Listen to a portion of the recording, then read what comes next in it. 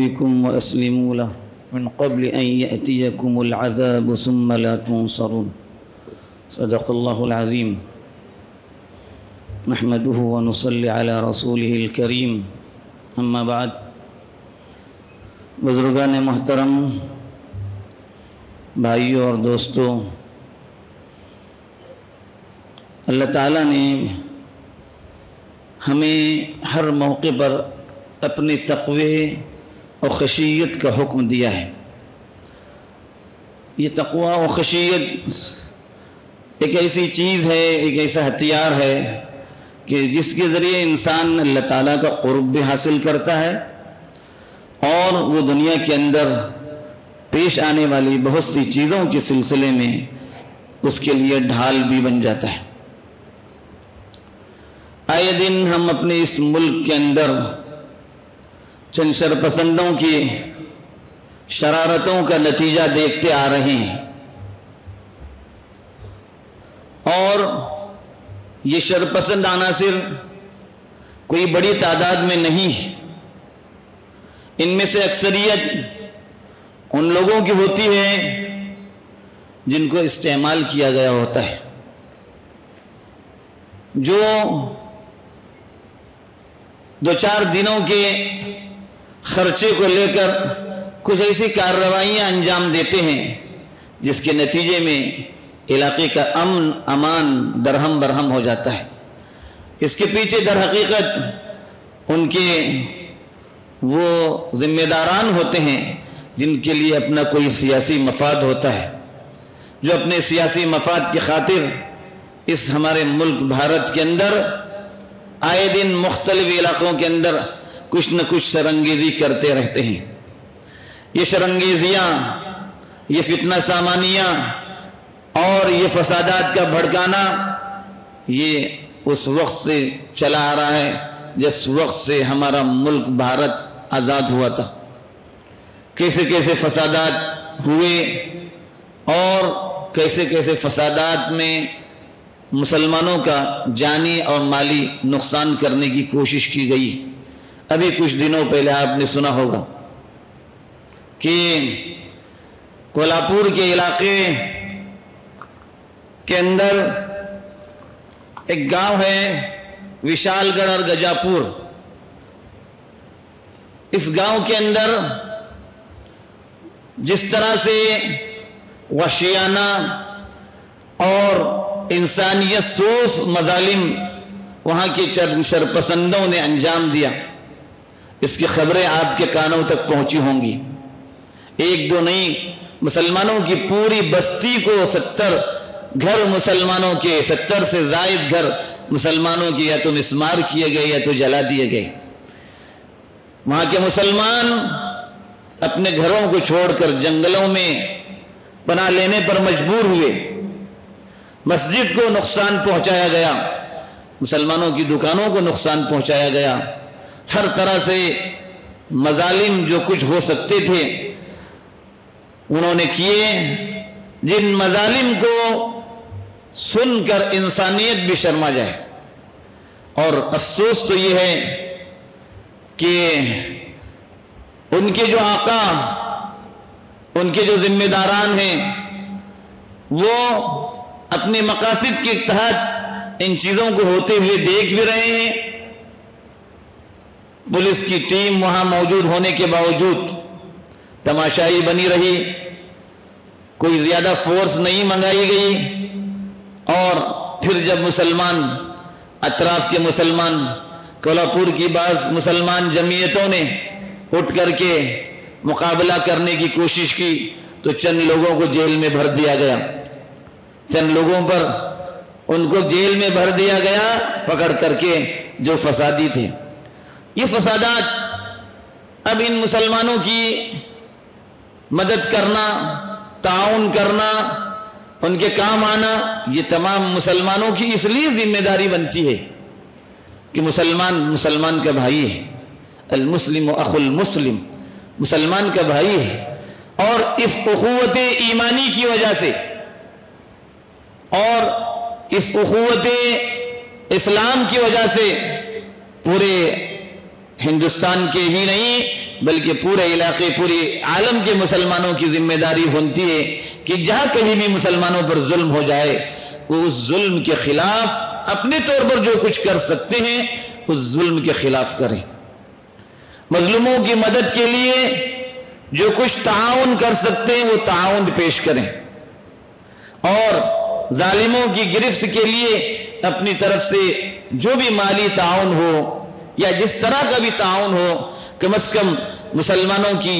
یہ ذمہ داری بنتی ہے کہ ایسے حالات میں وہ اللہ کی طرف رجوع ہونے والے ہوں۔ ایسے نہیں کہ مسلمانوں پر ظلم ہوتا رہے اور ان کے بچوں کو ذبح کیا جائے، جلا دیا جائے، جو کچھ حالات تقریباً 10 مہینے سے غزہ کے ہم دیکھ رہے ہیں حالات، اور مسلمان جس پر یہ کوئی آفت و مصیبت نہیں ہے وہ اتنا خوش ہے کہ اس کو اس کا کوئی احساس بھی نہیں، وہ اپنے تمام تر خوشی کی تقریبات اس طرح سے انجام دے رہا ہے کہ وہ ایک مجبوری نہیں سمجھ رہا ہے، بلکہ وہ اپنے عمل سے یہ ثابت کر رہا ہے کہ اس نے مسلمانوں کو بھلا دیا، اس کے اوپر کوئی اثر بھی نہیں ہے کہ اس کا مسلمان بھائی مارا جا رہا ہے، کاٹا جا رہا ہے، اس کے مال کو لوٹا جا رہا ہے اور اس کے ساتھ اس طرح کی جو ہے حرکتیں کی جا رہی ہے۔ اللہ نے ہمیں جو حکم دیا تھا وَأَنِيبُوا إِلَىٰ رَبِّكُمْ وَأَسْلِمُوا لَهُ، کہ تم اللہ کی طرف متوجہ ہو جاؤ اور پورے کے پورے اللہ کے حکم کے تابع بن جاؤ۔ مِن قَبْلِ أَن يَأْتِيَكُمُ الْعَذَابُ ثُمَّ لَا تُنصَرُونَ، تمہارے اوپر عذاب آنے سے پہلے یہ کام تم کرو، پھر جب تمہارے اوپر عذاب آئے تو تمہاری کوئی مدد نہیں کی جائے گی۔ ہم اطمینان کر کے بیٹھنے والے نہ ہوں، ہم کسی علاقے کے اندر جو ظلم و زیادتی ہوتی ہے اس ظلم و زیادتی کو سن کر کے، دیکھ کر کے اور اس کے متعلق خبریں معلوم کر کے اپنی وہی حالت پر رہیں کہ ہمیں کسی طرح کا احساس بھی نہ ہو کہ اللہ کی طرف رجوع کسے کہتے ہیں، اللہ کی طرف رجوع کرنے کے کیا فوائد ہیں ہم جانتے بھی نہیں۔ اللہ نے حکم دیا ہمیں تمہارے اوپر عذاب آنے سے پہلے، تمہارے اوپر آزمائش کے آنے سے پہلے تم اللہ کی طرف متوجہ ہو جاؤ اور مکمل اللہ کی حکموں کی اطاعت و فرما برداری کرنے والے ہو جاؤ، اپنے آپ کو پورا کا پورا اللہ کے حکموں کے حوالے کرنے والے ہو جاؤ کہ ایسا نہ ہو، ایسا نہ ہو۔ بارہا اللہ سے جو ہے پناہ مانگتے ہوئے کہ تمہارے اوپر عذاب آئے گا، اللہ فرما رہا ہے کہ تمہارے اوپر عذاب آئے گا تو پھر تمہاری مدد نہیں کی جائے گی۔ تو اللہ کی مدد کا وعدہ ان لوگوں کے ساتھ ہے جنہوں نے عافیت کے دنوں کے اندر، راحت کے دنوں کے اندر، سکون کے دنوں کے اندر، اطمینان کے دنوں کے اندر اللہ تبارک و تعالیٰ کی طرف رجوع کیا تھا اور اللہ کے حکموں کی آگے اپنے آپ کو سرنگو کرتے ہوئے اللہ کے حکموں کی اطاعت و فرما برداری کی ہوگی۔ راحت کے دن، خوشی کے دن اور عافیت کے دن ایسے نہیں ہے کہ صرف اس کو مزے سے اس طرح سے گزارا جائے کہ اللہ کو فراموش کیا جائے، اللہ کے حکموں کو فراموش کیا جائے۔ یہ ملک بھارت جس کی آزادی میں مسلمانوں نے سب سے زیادہ بڑھ چڑھ کر حصہ لیا تھا، اس ملک کا جب دستور بنا، اس دستور کے تحت مسلمانوں کو اور یہاں پر آباد قوموں کو جس طرح کی اپنے مذہب کے مطابق زندگی گزارنے کی آزادی دی گئی اور ہر ایک کو اپنے حقوق کو حاصل کرنے کا موقع دیا گیا، ہم حکومت ہند سے اور حکومت کے ذمہ داروں سے یہ آواز پہنچانے والے ہوں کہ جو دستور کے مطابق مسلمانوں کو حقوق دیے گئے ان حقوق کے سلسلے میں کسی طرح کی کوئی کوتاہی نہ کی جائے، جو دستور کی خلاف ورزی کر رہے ہیں ان پر جو ہے گرفت کی جائے اور ان کو دستور کے مطابق سزا دی جائے تاکہ یہ ملک امن و امان والا، سکون و اطمینان والا، چین والا ملک بنے۔ اس ملک کے اندر رہنے والے مختلف قسم کے ذات و برادری کے لوگ اپنے اپنے طور پر جس طرح سے عمل کر رہے ہیں انہیں اس طرح سے عمل کرنے کا موقع مل جائے. یہاں دو چار قومیں نہیں ہیں، اس ملک کے اندر دسیوں جو ہیں ذاتیں ہیں، دسیوں دھرم کے ماننے والے، دسیوں مذہبوں کو ماننے والے لوگ ہیں. اس لیے یہ آپ جو غلط فہمی میں مبتلا ہیں کہ اس ملک کے اندر ایک بڑی اکثریت ہندو مذہب کی ہے، ایسا نہیں ہے. یہ افسوس تو ہم مسلمانوں پر بھی ہے کہ ہم نے اس کو نہیں سمجھا کہ اس ملک کی اکثریت ہندو نہیں ہے. جن کو ہندو کہا گیا ہے وہ سیاسی اعتبار سے ان کو ہندو کہا گیا ہے، ورنہ مذہبی اعتبار سے یہاں کے نچلی ذاتوں کو اور پچھڑے طبقے والوں کو ان لوگوں کی عبادت گاہوں میں آنے نہیں دیا جاتا جو اپنے لیے بنائے جاتے ہیں. چاہے وہ نچلی ذات والا صدر ہند بن جائے، اس کو بھی اپنی جو ہے عبادت گاہوں میں آنے نہیں دیتے، اس لیے کہ ان کا مذہب الگ ہے. لیکن کہنے کو تو سیاست کے لیے سب کو ہندو کہا جاتا ہے. مسلمانوں، میرے بھائیوں اور بزرگوں، ہمیں ہوش کے ناخن لینے کی ضرورت ہے. ایسے موقع پر ہمیں اللہ کی طرف رجوع کرنے کی ضرورت ہے.